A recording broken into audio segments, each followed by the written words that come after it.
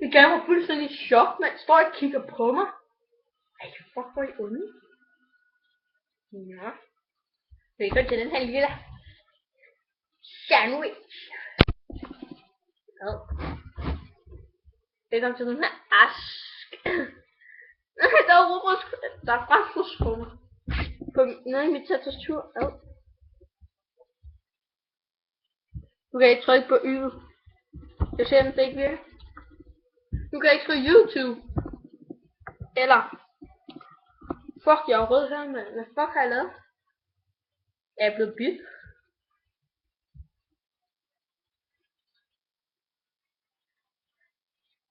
Jeg er blevet bidt. Au. Lad være med at kigge der. Jeg ved godt, jeg er rød. Lad være med at kigge. Jeg kan ikke selv lade være med at kigge. Okay, kan jeg trykke på Y? Ja. Lidt.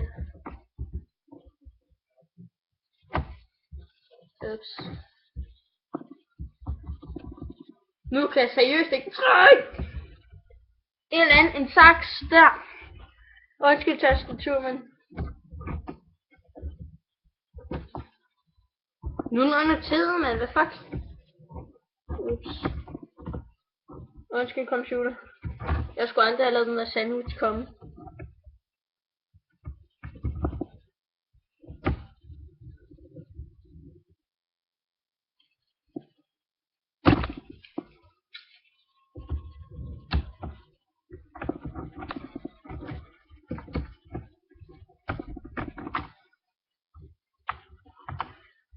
Oh my god, tiden går næsten af. Jeg tør ikke hive det af nu. Jeg kan bare sætte det på igen. Okay, sådan der. Det jeg har med mig i dag, det er noget toastbrød og noget sodavand. Jeg skal lige gøre det her. Sådan der. Okay, lad os hoppe i spørgsmålene. Altså ikke.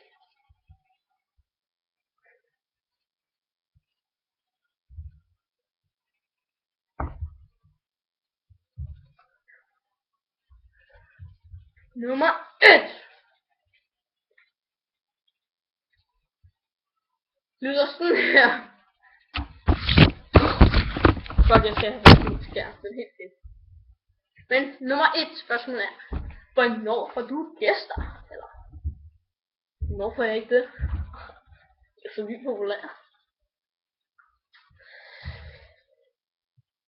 Sådan,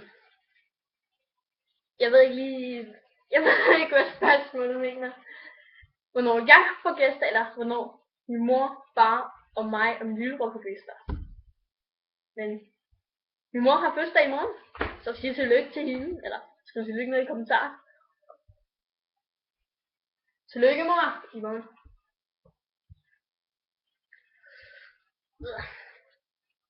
Og glædelig jul forresten. Jeg glemte at sige næste anden første video.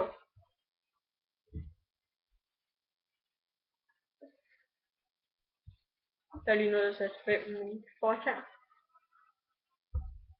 Ja, men jeg får gæster i dag klokken 24. 6 timer. Hvornår får du bolle på? Yes.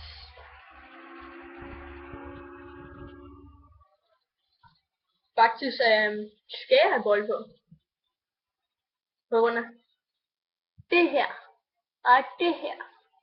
Fordi det der. Jeg mangler 2 til dem. Så jeg skal have bolle på. Jeg har nogle valg. Jeg var sådan til en slags tandlæge.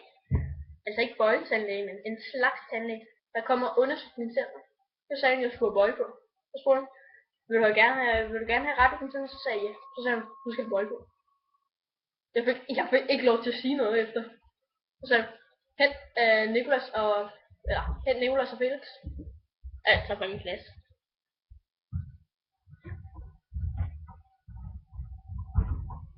Så Så ja, jeg skal have boldgård. Mine andre venner, de også har boldgård. De snakker sådan noget.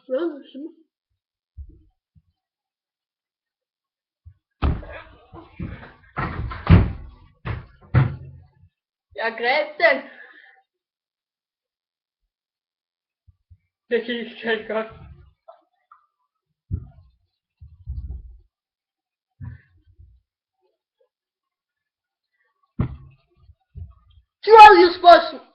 Tredje spørgsmål. Hvornår blev du født?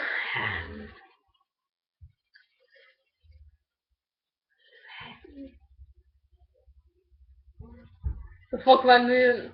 Jeg blev født. Jeg kom i en situation.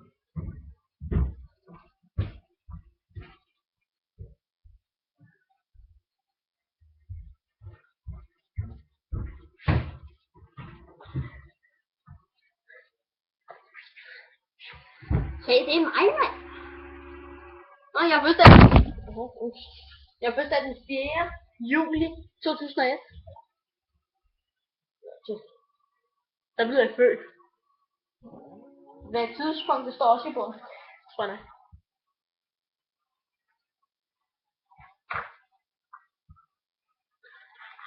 Det er lige her, mand, i faders soldat. Han har været. Jeg skal lige finde, hvornår er.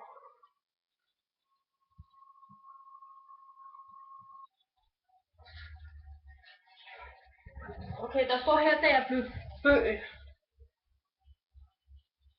Jeg blev født, tillykke, det blev en dreng. Jeg har fødselsdag, eller jeg blev født onsdag den 4. juli 2001 klokken 11:35.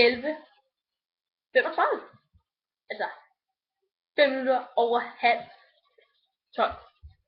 Så det var faktisk om morgenen, eller lidt eftermiddag. Og jeg vejede 400 og 4 jeg kan ikke sige det. 4.280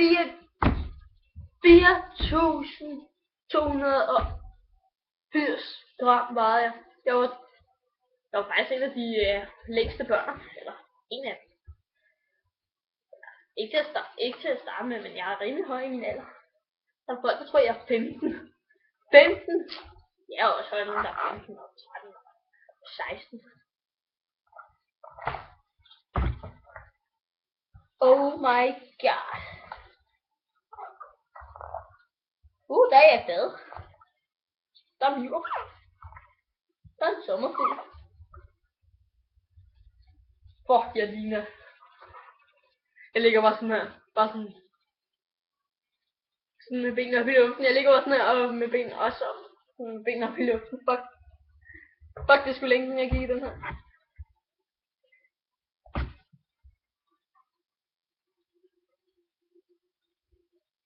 Mine fader, det er Pia. Og Flemming og Helle. Og min gudmor, det er min moster. Jeg har været i svømmehal for første gang, man. Fuck, min mor ser tilfreds, det ser ud på det billede. Hvor er sød. Jeg kan godt lide babyer, de er rigtig nuttede. Det der billede kan jeg godt huske. Eller, jeg har det faktisk på min mobil. Der river jeg sig i hovedet. Der står kommentar på alle de der billeder, undtagen prøver at tage et julefoto. Det er min mor, der skriver det, og så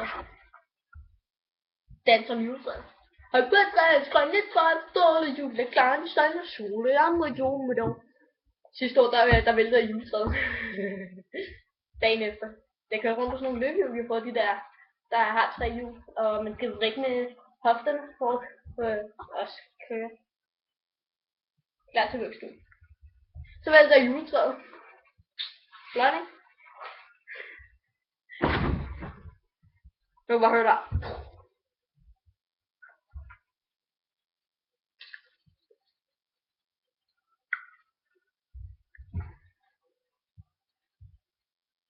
Det er nogle kvæl, du har.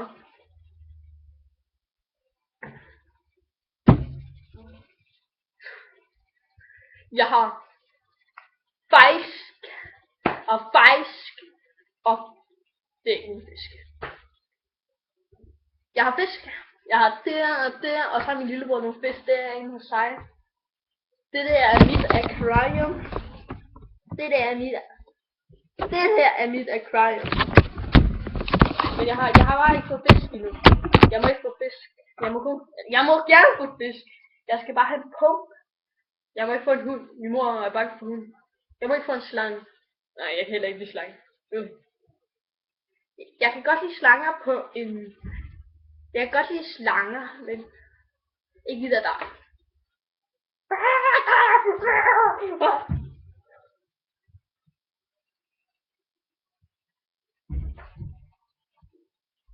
Jeg kan godt lide slanger, når de er inde i et bur.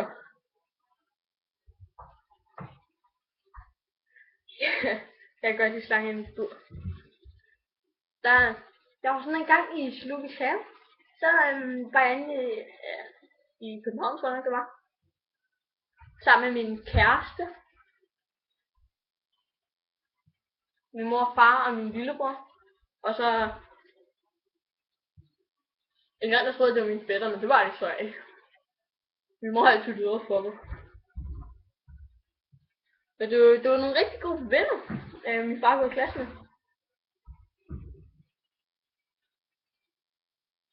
Så er vi Zoologisk Have, vi gik til det der, hvor der var slanger. Så ligger der og kigger på en anaconda. Ej, den er ret fed. Så her, så går jeg sådan her. Fuck, jeg fik et chok. Det var en gren. Jeg troede seriøst, det var en slanges hoved, jeg stod ind i. Jeg fik det vildeste chok. Der var sådan nogle bag i mig, der skrinede af mig. Fuck, det var pinligt. Min kæreste har også faktisk en slange. Den er også lidt. Nogle gange så er den ude af buret. Ja. Jeg bruger mig ikke så meget om slangen, men jeg kan stadig godt lide den. Hvad er dit yndlingsdyr? En pingvino. Der er med MOP, og det er en sød pingvin. Jeg kan godt lide, hvordan de går på. Like den her video, hvis jeg er en pingvin.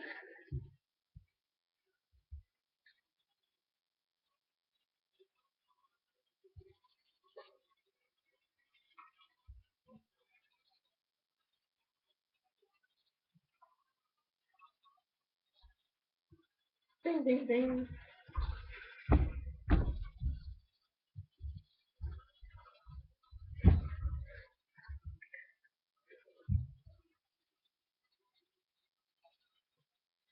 Jeg er julemad.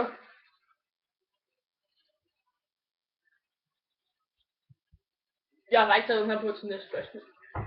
Kan du lide julen?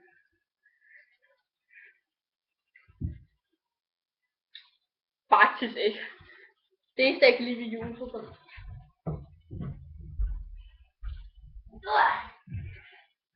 Jeg skal lige sammen.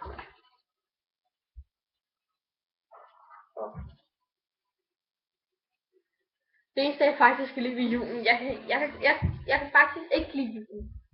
Der er meget jeg ikke kan lide ved julen. Der er også lidt meget jeg også kan lide. Det eneste jeg faktisk kan lide ved julen, det er, man kan komme på skiferie. Det er det bedste ever. Og så er der juleaften. Fantastisk. Og så er der adventsgaver. Måske er der ikke sådan nogle rigtig gode nogen.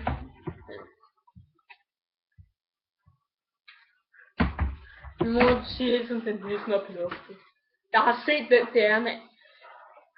Jeg har ikke bevist sådan. Det er jo nogle af vores venner. Jeg kan selv se ansigtet. Det kan sgu da ikke være en fremmed, men der var i huset og har vores nøgler. Nej, jeg har lige nogle nøgler der. Jeg kan lige, der ligger nogle gaver. Det er nogle venner. Så det er ikke julemanden. Det er heller ikke nissen. Ja, Men ja, alle skal jo der er nogle de er gode, og nogle de er dårlige. Der var ingen venner, der fik GTA 5 i Allenskab. Jeg var også GTA 5. Jeg tror rigtigt, at få GTA 5 af et uge efter det udkom. Der var udsolgt, men nu har jeg fået FIFA, og jeg fortryder ikke FIFA.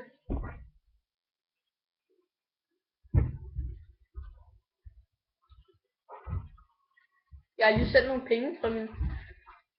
Det samme med, jeg har sådan en bror, der hedder Kong Philip. Nu starter jeg sådan med her. Så lavede jeg en ny bror, der hedder mange nye bror. Så slettede jeg dem, fordi jeg ikke spillede på dem. Så oprettede jeg sådan en FIFA-bror, hvor jeg spiller FIFA på. Ja, så gjorde jeg det. Så spillede jeg FIFA på det. Og så i dag har jeg sendt nogle penge over på. Jeg har solgt penge, kom Philips hold, og så har jeg givet penge over til X-Game. Jeg ved godt, det er mærkeligt navn, men for jeg tror, jeg er englænder.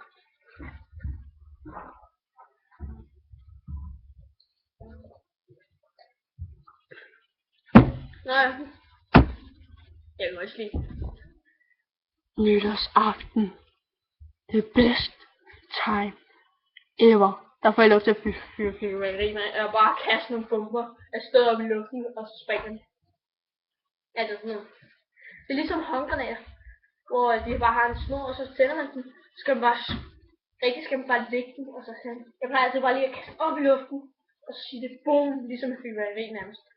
Bare ikke så flot.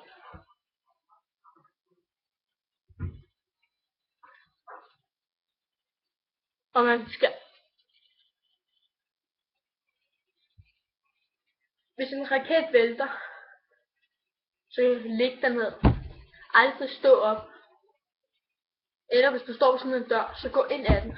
Aldrig stå op, når en raket den falder, eller sådan en batteri eller sådan. Så kan du miste et øje eller noget. Det er der nogen, der lærer på en hård måde. Smagkage. Eller brødkage. Nej! Phew. Jeg ved den.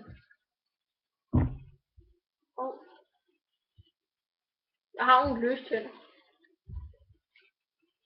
Jeg har nogle løstænder over i den her side.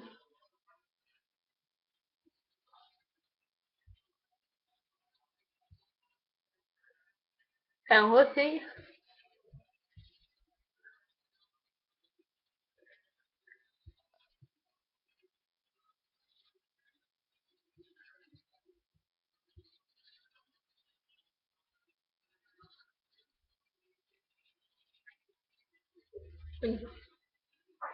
Jeg tror, jeg glemmer hele tiden at sige.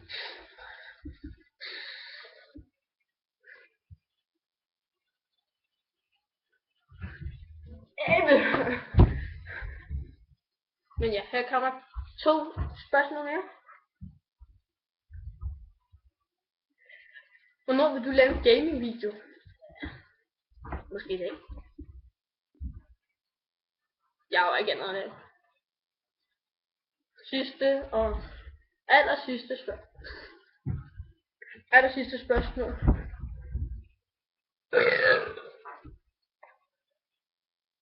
Men ja.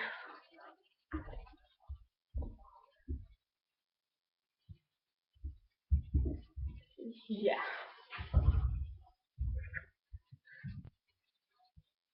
Er du social?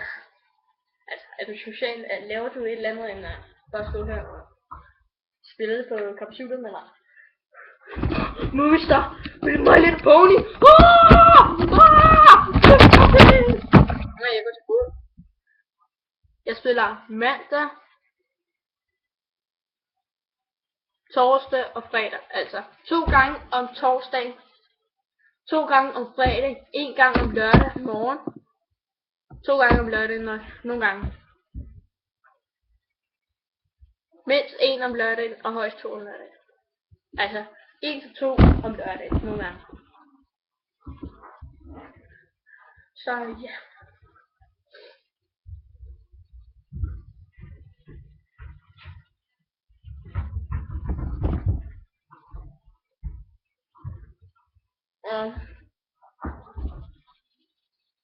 Vi går lige nu et spørgsmål. Hvad for en sport kan du bedst lige gå til? Og hvordan har du med at gå til? Den bliver svært. Jeg kan rigtig godt lide at gå til fodbold, fordi jeg var engang mål. Jeg kunne rigtig godt lide at kaste mig. Og det kan jeg godt stadig, men nu spiller jeg forsvarsspiller, fordi jeg er hurtig, og jeg er hurtig, men ikke hurtig. Jeg er hurtig af ikke at have mange mavemuskler. Men jeg kan rigtig godt lide at spille fodbold. Det betyder rigtig meget for mig, og jeg fortryder ikke. Jeg går på tredjeholdet i Solrød FC. Det er en rigtig fed klub, og andenholdstræneren, han er rigtig sød, og han hjælper mig rigtig meget med. Han vil gøre det bedste for at lære mig rigtig meget. Så skud til Solrøds fodboldakademi. Så ja. Toast! Ja, jeg siger farvel nu.